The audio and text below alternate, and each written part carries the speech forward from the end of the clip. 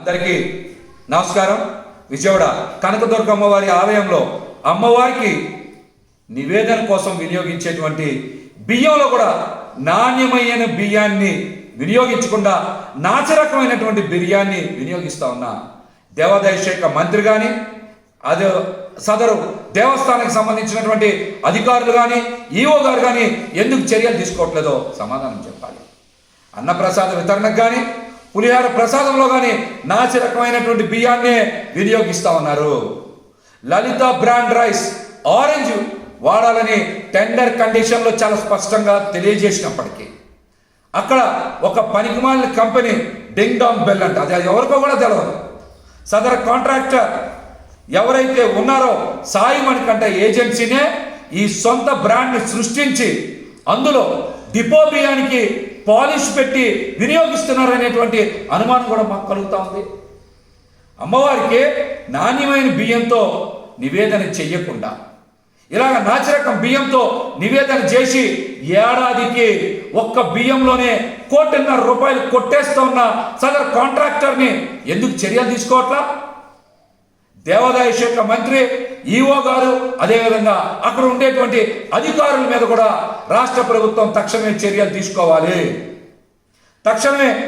తీసుకోవాలి. అమ్మవారికి నాణ్యమైన బియ్యంతో నివేదన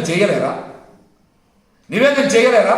టెండర్ కండిషన్స్ని అమలు చేయకుండా ఇష్టానుసారంగా సాయి మణికంఠ ఏజెన్సీ ప్రవర్తిస్తూ ఉన్న ఏడాదికి ₹1.5 ఒక్క బియ్యంలోనే, మిగతా పచారీ సరుకులు అన్నింటిలో కాదు, ఒక్క బియ్యంలోనే ₹1.5 అవకతవకలు జరుగుతూ ఉన్నా ఎందుకు